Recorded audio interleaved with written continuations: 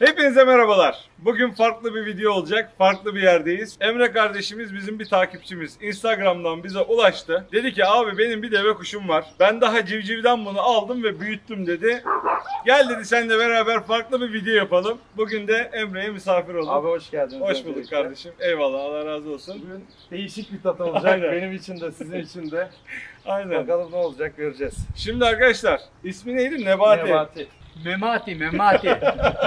Kurtlar Vadisi'nin Memati'si bu.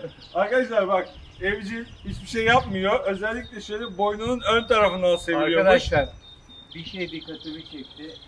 Rabbim öyle bir göz vermiş ki. Evet, benim de dikkatim. Vallahi böyle bir göz yok yani. Evet, maşallah.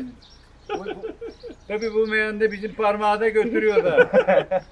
Bugün tabii ki deve kuşunu yemeyeceğiz. Ama bir deve kuşu eti yiyeceğiz. Siz dedi Nebati'yi yemeyin. Beraber dedi bir tadına bakalım öteki deve kuşu etinin. Şöyle bir tadımlık bir deve kuşu etimiz var bugün. Nasip olursa bugün onu da tadacağız. Ondan sonra da burası bahçe falan çok güzel, az sonra göstereceğim. Nasip olursa orada da şöyle güzel karışık bir mangal yapacağız. Takipçilerimizle böyle beraber bir gün geçirmiş olacağız. İsterseniz lafı uzatmayalım. Hadi başlayalım.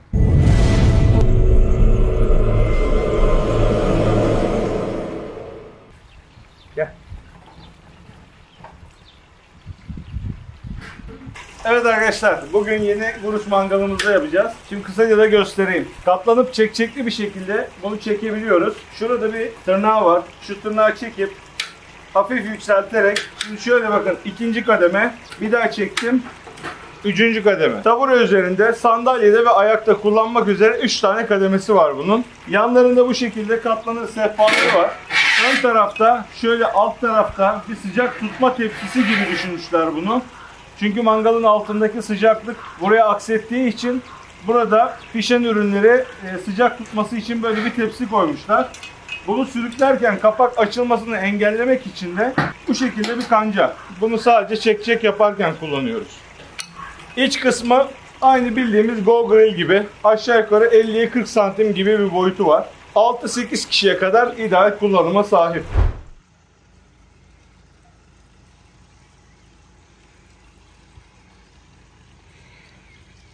Hacı Baba.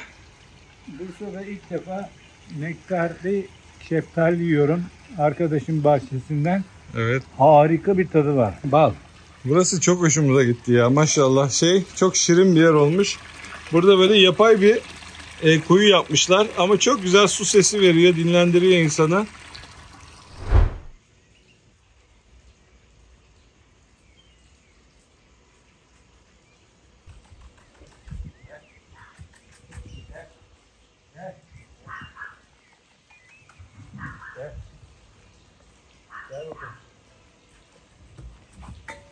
Başladı. Ne yapıyor lan öyle? Hadi dans edeyim işte. Vay.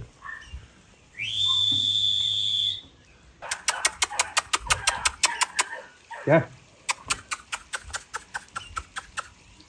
Gel.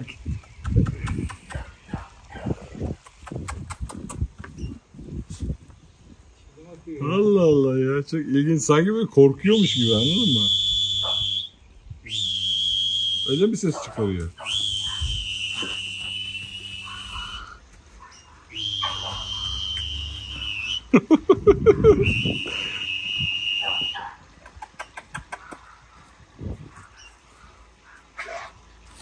Arkadaşlar tekme atıyormuş, o yüzden de biraz yüksek bir yere çıktık.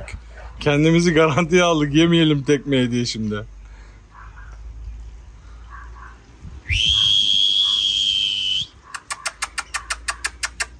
Bu mangalın şu yan sehpalarını açmadan kullanmamak gerekiyor. Çünkü şunun yanlarındaki plastik aksam alttaki sıcaktan etkilenebilir. Bu arada şu ısıtma tepsisi demiştik ya.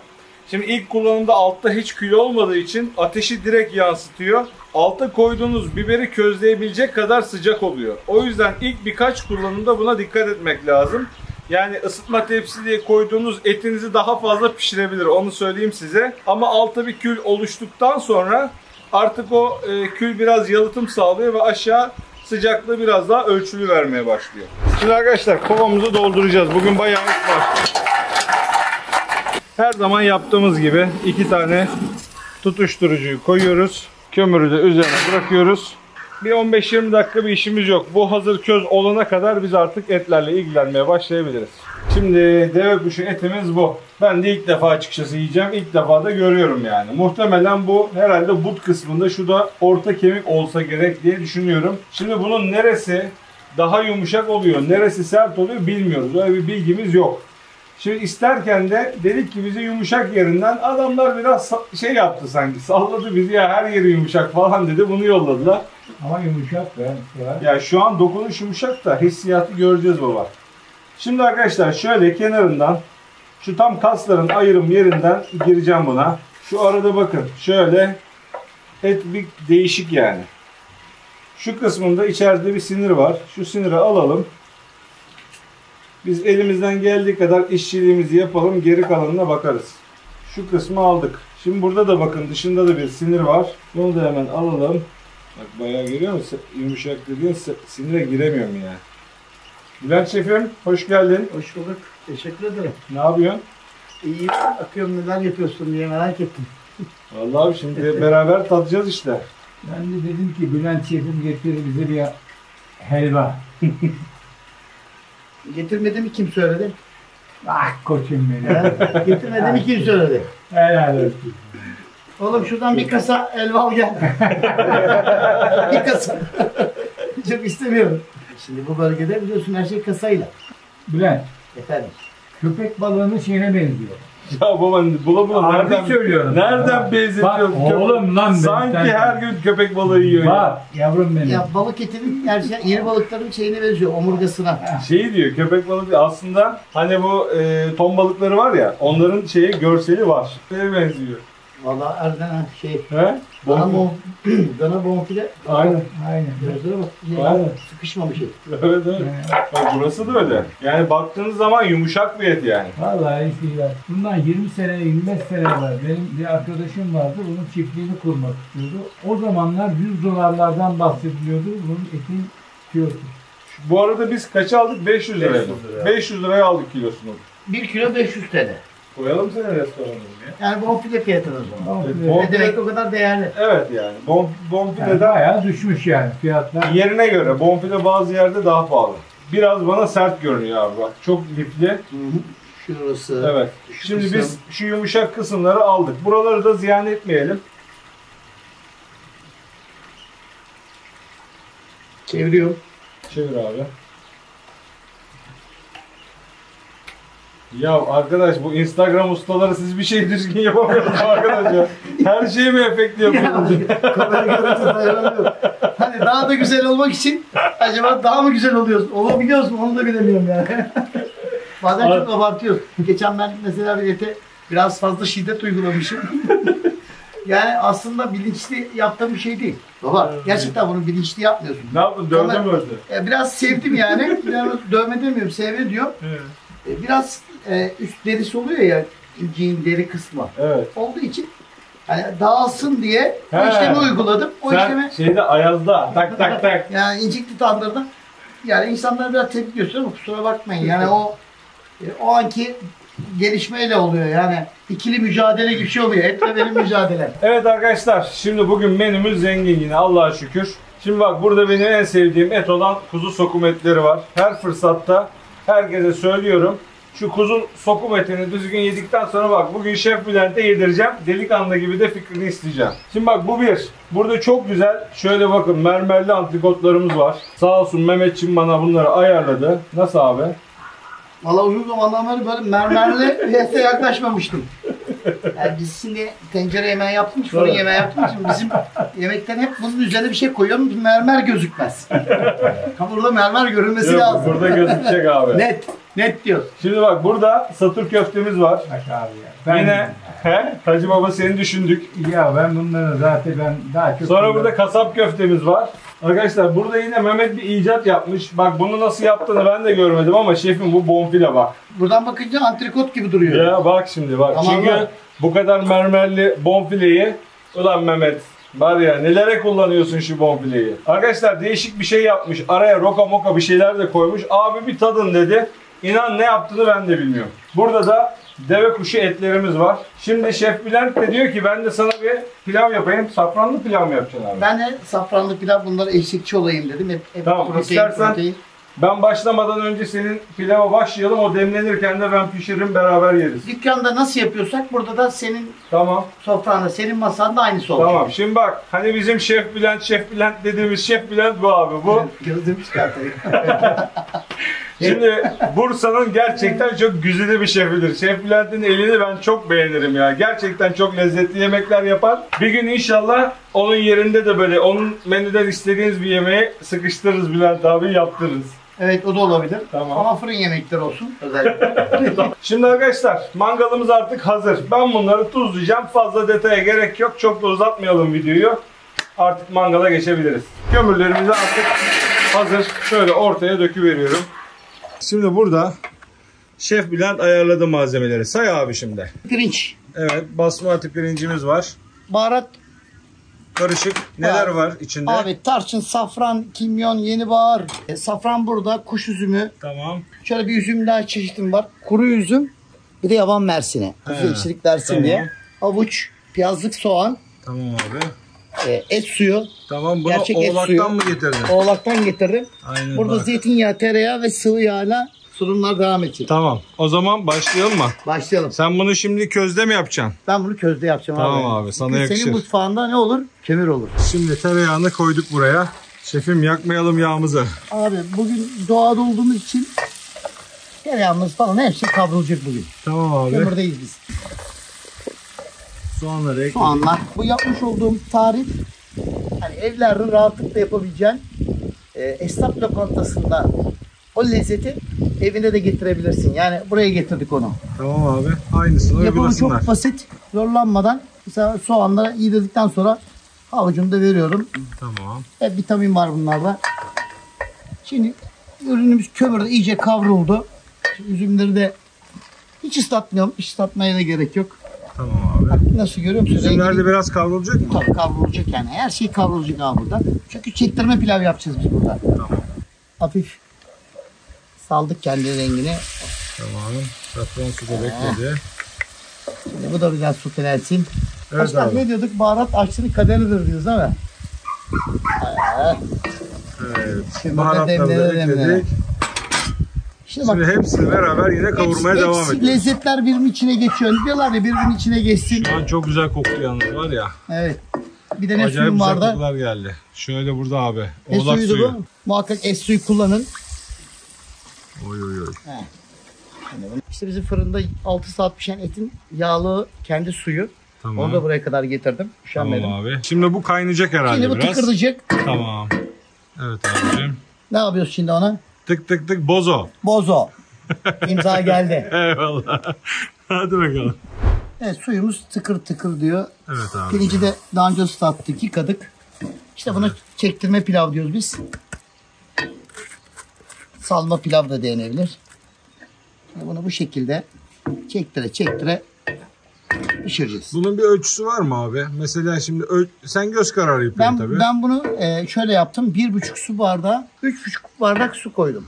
Ha, 1,5 Evet. su bardağı pirinci, 3,5 Evet. bardak. Ben bunu hiç suda bekletmedim pirinci. Tamam. Hemen Çok nişastasını az. bir yıkattırdım. Tamam, O tamam. kadar. Bu pirinç orta derece suyu emiyor. Tamam abi. Kapağını da koyduktan sonra Yavaş yavaş. kapalı. Bak görüyor musun? Çekti kendisine. Tamam abi. Şimdi eldivensiz yapacağım bu hareketi. Yanmayasın ha. Seri bir şekilde aldım. Hadi bakalım. Evet. Evet şimdi tavayı koyduk abi. Tavayı koyduk. Yaban mersemi, kuru üzümü Evet. bağlıyoruz. Tamam. Şimdi bunları koyduk içine. Şimdi yanında zaten kızdı. Her şeyleri de İçine koyduk. içine koyduk. Şu an biraz da ateş ekledim ben. Az sonra etlere Evet. başlayacağım diye yanaşılmıyor mangala yani. Ama tabii çok sıcak ya. Baksana. Yakmayalım şeyleri başkan. Tavayı eritir mi bari? Öyle bir Vallahi ateş var şu burada. an şöyle ben uzaktan zoomlayarak götürüyor bir şey. Evet. Evet gördüğünüz gibi fıkır fıkır ediyor. Şimdi bu güzelce kavrulacak. Kavrulduktan sonra Devam. Kapalı pirincin içine serpeceğiz. İsterseniz tepsinin üzerine pilav boşalttıktan sonra da bu işlemi yapabilirsiniz sunarken. Yani tava sallıyoruz ama çok tehlikeli bir yerde tava sallıyoruz. Sen hiç kömürde böyle bir şey yaptın mı? Yok abi ya, ben genelde et yapıyorum. Bıyık olsun abi. Baksana, hemen kızarttı şehriyeyi bak. Bakar mısın ne kadar güzel renk aldı. Aslında o kadar su yeterli ona. Evet. Vay maşallah. Şovlara da bak. Evet, bu biraz kaynadıktan sonra kapağını da kapatacağım. Tamam. Bunu da demlendireceğim. Demlene demlene. Zaten canı nedir ki onun? Aynen abi. Gel şehriye. 20'den geri sayma başlasın. 20 saniye diyorsun. 20 saniye. Hadi bakalım. Yeter. 4, 3, 2, 1, 0. Hadi bakalım. Evet, tamam, bunu da kendi haline bırakıyorum. Tamam, bu da demlenecek. Bak şimdi nasıl? Böyle. Aynen böyle. Tamam. Az sonra açıyoruz kapağı. Tamam. Evet arkadaşlar, şimdi kömür ekledim biraz. Biraz da sakinlemesi için havalandırmaların hepsini kapattım. Birazcık ateşi sakinleştirmek istiyorum. Şimdi şöyle 2 bölgeli bir mangal ayarladık. Bu taraf köfte için çok az ateş var ama ateşim kuvvetli. Burası da etler için, burada çok kuvvetli bir ateş var. Ölçü olarak şuraya şöyle elinizi 6-7 saniye tutabilmeniz lazım. Buraya da 3 saniye tutamamanız lazım. Ölçüsü bu. Şimdi ilk baş videonun konusu deve kuşlarıyla başlıyorum. Şimdi burada bir daha böyle iri parçalar var. Bunları direkt koyacağım. Bundan sonra diğerlerine devam edeceğiz. Et çok yağsız bir et. O yüzden de hiç böyle ne cızır cızır ediyor ne hiçbir şey yaptığı yok. Yani sakin sakin duruyor ızgara üstünde. Bu arada buna kanatlı muamelesi mi yapmak lazım? Yoksa farklı normal kırmızı et gibi mi? Açıkçası hiç bilmiyorum. İlk defa pişiriyorum ben de. Şimdi normal şartlarda kanatlı etlerinin şöyle but kısımları biz 74 dereceye kadar pişiririz. Normal etleri de biliyorsunuz 57-62 arası pişiriyoruz. Şimdi bunu çok mu pişirsem az mı pişirsem açıkçası çok kestiremedim. Az önce tahtada da aynı şeyi yaşadım. İlk başta bunları kestim ya. Daha sonra kırmızı ete geçerken ben arada yine alışkanlık gittim tahtayı bir yıkadım. Şimdi burada gıda mühendisi arkadaşlar muhakkak vardır aramızda. Lütfen onlar aşağı bilgilendirme amaçlı bir yazsınlar. Biz de öğrenmiş olalım. Şimdi ilk bir çevirmeyi yapıyorum. Başladı dışı kabuklanmaya. Evet, görüntüsü yakından da bu şekilde duruyor. Hiç görüyorsunuz, hiç sesi soluğu çıkmayan bir et yani, yağsız. Şimdi şöyle bir kontrol ediyorum. Şu an bunun içi 68, 67 derece. Yani bana göre çok fazla pişirdik. Şimdi şu iki parçayı artık alacağım. Şu parçayı da biraz daha az pişmiş olarak tadalım olmazsa. İkisi arasındaki farkı da görmüş olalım. Evet, şimdi bunları tadalım. Ondan sonra diğerlere devam edelim. Evet abiler. Var mı daha önce deve kuşu eti yiyen aramızda? Yedin mi hacı? Ben yokum. Yok. Yemedim. Hiçbirimiz yemedik. Şimdi bak şunlar biraz daha fazla pişti. Tamam mı? İlk baş şunlardan şöyle birer lokma. Hacı baba elinde tuzla bekliyor. Tuzladım ya. İkisi aynı Tuzsuz yok. aynı derecede pişti bakalım. Şimdi Abi onlar daha iyi pişenler. Ötekileri biraz daha az pişirdim. hadi bismillah. Ben Şöyle attım. müsaadenizle. Güzel abi. Ne benziyor? Geyik etine benziyor. Geyik eti yemedim ama yani fena değil mi? Öyle. Lezzetli. Gayet güzel ve çok da sert bir et değil. Adam haklıymış. Adam haklıymış. Yani orta sertlikte, kontrfile sertliğinde bir et. Ben çok sert olarak diye bekledim ama gerçekten pamuk gibi şu anda. Peki böyle sizce hangi şeyde? Biraz dana eti sanki değil mi? Biraz Dana etinin bonfile gibi böyle Dana- değişik. aynen dana Bana bonfile. bonfileyi hatırlatıyor. Evet. O da biraz böyle yavandır. Aynen öyle. Sadece tuzla yeniyor. Evet. Bunu da biz de tuzla yedik. Şimdi bak şöyle Şunu alayım ben. şöyle biraz keseceğim. Bak bu biraz daha az pişmiş abi, tamam mı? Şunu belki daha hani sertleşiyor mudur diye görmek için bunu az pişmiş bıraktım. Yiyemiyorsan abi bunları yeme ya, bundan ye. Az pişmiş yiyemem dersen. Yok hepsini yiyorum. Yani bu orta derece mi şimdi? Evet, o biraz daha. Ben bir az pişmişinden deneyeceğim. Müsaadenizle. Aynı geyik gibi acaba ya. Bu bak bu daha farklı çıktı. Öbürü daha da iyi. Bu et mesela daha yumuşak diğerine Tabii. göre. Az pişirdikçe daha yumuşak. Evet. Baksana kokuyor abi sakız gibi. Sana et kokusu gelmiyor Ne? sanki abi böyle Ya. ağır bir koku yok. Öyle ağır bir kokusu yok ama kendine has da bir kokusu var. Evet. Nasıl biliyor musun bak, tavuk bulyonun şeyi olur ya tadı. Yoğun bir tavuk bulyon tadı gibi bak. Evet, Bulyon evet. ama. Hani normal tavuk değil. O bulyon tadına benzer bir tat var. İlginç. Şimdi Ama bu da bence daha az güzel. pişmiş. Öyle. Biz az önce bunu mu yedik? Yok, sen ortasını yedim. Ben Tamam. az pişmiş yedim. Bu az pişmiş. Al birader şunu. Az pişmiş ama yiyorum. Hani hiç pişmemiş gibi ortası duruyor mu? Bak, Al bak olsun, şöyle. ye. Az Bunu yiyor. pişmiş, ye. Bir de buna bak. Ben Daha de iyi. ondan yedim değil mi? Daha Az pişmiş daha da güzel bak. Evet. Yumuşacık. Evet. Ya buradan bir önceki. Benim Senin favorim. orta mı? Tamam. Benim favorim olabilir. orta. Bak, Ortadaki değil. Benim ama az ben... pişmiş. He? Az Az pişmiş. pişmiş. Direkt Sen? ya. Al o zaman bunu da yazalım. Yani demek ki benim damak tadıma orta gidiyor. Aynen Ben abi, ortacıyım. Olabilir. Enteresan bir tadı var. Şöyle söyleyeceğim, birazcık hani böyle dry age olmuş gibi. Tamam mı? Yani biraz yoğun bir tadı var. Ağzınıza attığınız zaman kalıcı bir tadı var. Uzun süre ağızda lezzet bırakıyor. Ve bunu bana bilmeden verselerdi ben bunu dana bonfile zannederdim. Ben de. Değil mi? Evet abi direkt farkı yok. Yani hiç bilmeden yeseydim sen ne derdin şefim? Zaten belli ediyor yani. Dana bonfile Değil gibi. mi? Hani Aynı yani. bilmiyorsun şu an bunu. Deve kuşu eti olduğunu bilmeden yedik. Ayırmaları çok güç. Çok Bence de hassas. öyle. Yani böyle hayvansal ürünler. Şu kebapçılar gerçi ucuz değil. Bonfileyle aynı para. Diyeceğim kebapçılar cümlemin atlamasın. Böyle av hayvanları hani vuranlar böyle şey yapanlar onları yiyenler belki onlar çözebilir bu hikayeyi de. Yok abi yok. Zannetmiyorum. Yani Neyse. hiç öyle şey değil. Bizim Memati işi yırttı. Ama beğendik. Memati kesilmekten kurtardı kendini. Ama daha sakat hocam. Ben eti beğendik. Aynen. Çevirmeye nasıl gelir o? Dersin kızarsan keserim der. Bunu tattık, şimdi diğer etlerle devam ediyoruz. Ben şöyle kalın etlerle başlayacağım. Şimdi arkadaşlar şöyle en kenarda kendime birazcık ateşsiz bir alan oluşturuyorum. Şu etleri de buraya koyacağım. Bunlar burada yavaş yavaş pişecek. Bu en son tatlı niyetine yedireceğim bunları. Bir taraftan antrikotları atalım. Bakın altta alevlenme başladı ya. Bu küçük bir mangal. Bunda kaçmaya yer aramayın. Kapağı kapatın bakın. Havalandırmalar da minimum açık olsun. İçeride oksijen yoksa alevde yok. O yüzden Doğal salata böyle bir durumlarda hemen kapağı kapatın. Bu şekilde bekleyin. Evet. Şimdi şöyle açtık, bakın herhangi bir alevlenme yok. Şimdi çevirme zamanı geldi. Bir tur attırayım. Bakın açtığımız zaman alev başlıyor. Ama kapağı kapattım mı alev olmaz.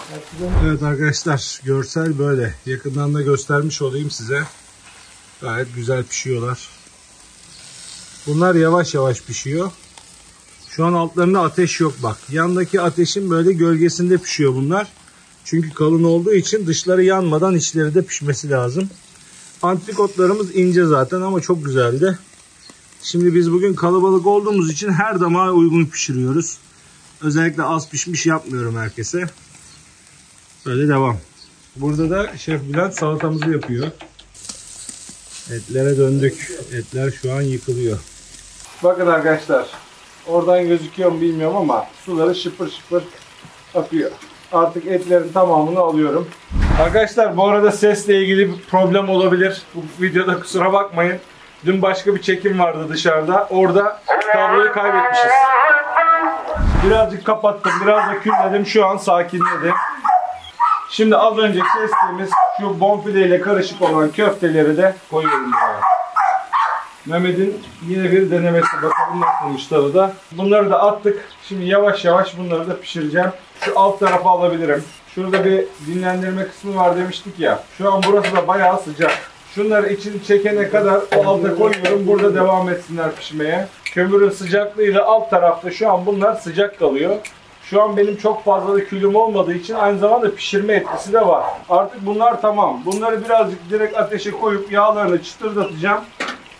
Artık bunları da alabilirim. Şimdi bunlar kasap köfteler. Evet arkadaşlar, köfteler de artık tavana gelmeye başladı.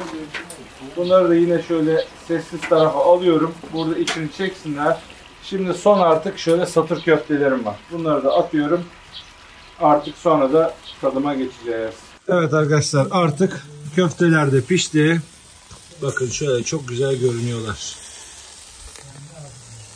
Gayet güzeller. Şimdi alt tarafta şöyle Etlerimiz de gayet güzel görünüyor. Bakın iyice de piştiler. Şimdi burada da az önce pişirdiğim etler duruyor. Bunlar da burada bekliyor. Artık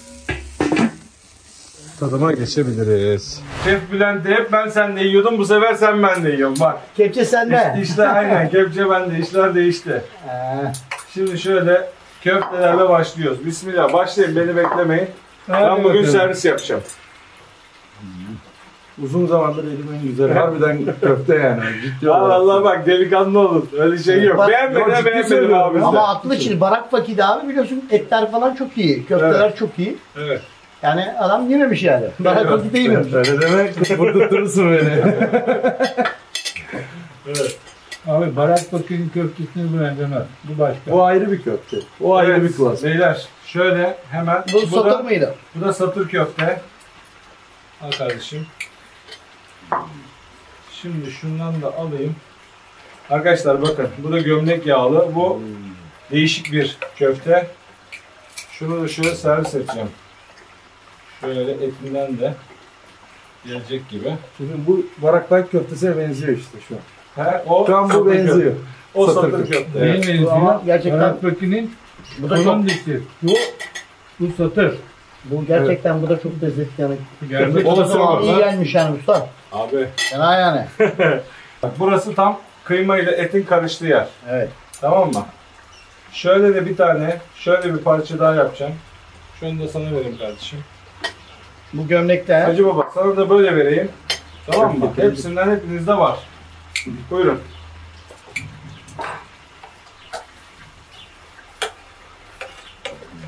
Şimdi Emre diyordu ki abi senin etini yemek istiyorum diyordu.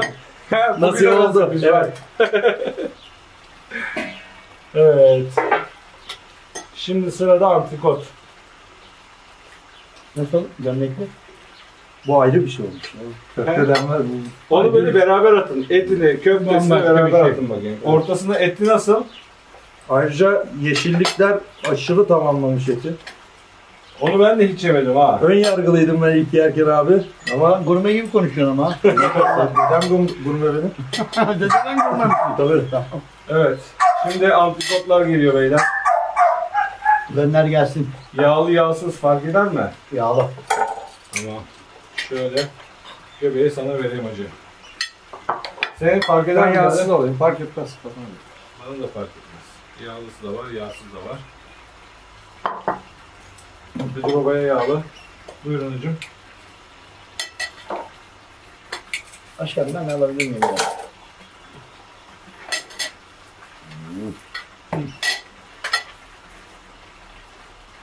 Valla biz biliyoruz bunları ama onu izleyiciler ne diyor Afiyet acaba? olsun. Şimdi ben Bir şey onlara diyor mu vereceğim. izleyiciler? Biraz sonra herkes yiyecek.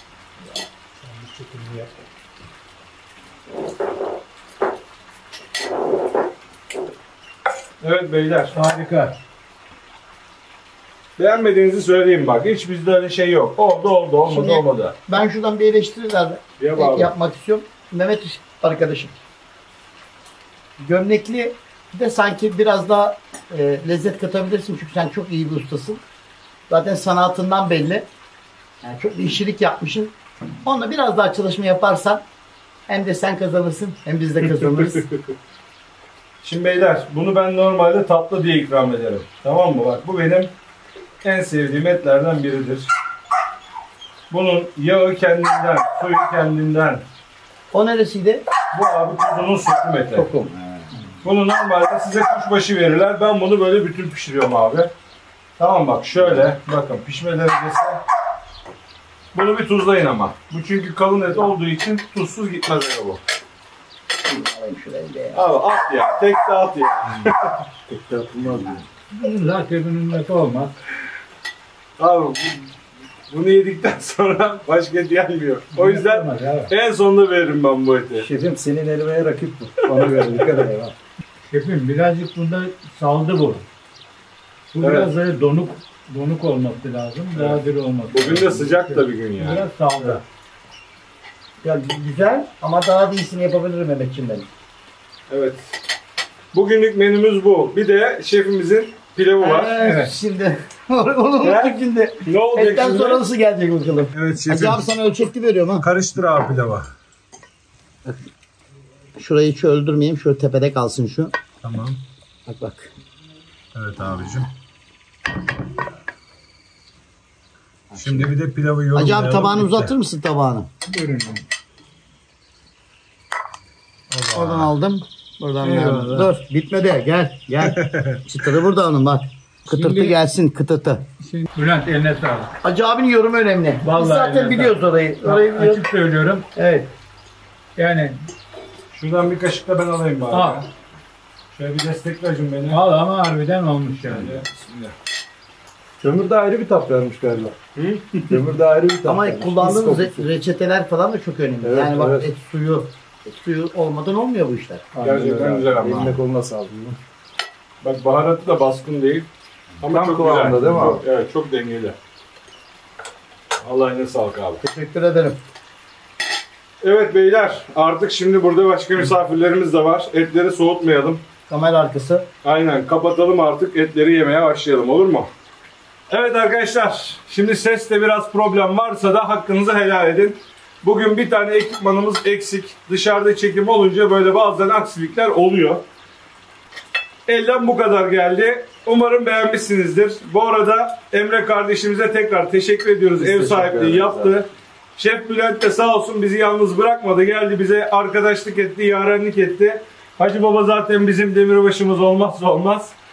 Arkadaşlar umarım beğenmişsinizdir. Umarım hoşunuza gitmiştir. Beğendiyseniz beğen tuşuna basmayı, bu tür videoların devamının gelmesi için kanalıma abone olmayı unutmayın. Beğen tuşu nerede kalıyor? Şef Bülent'in de Instagram hesabını bırakıyorum. Ona da abone olmayı unutmayın. Kendinize iyi bakın. Hoşça kalın. Hoşça kalın. Allah'a emanet olun.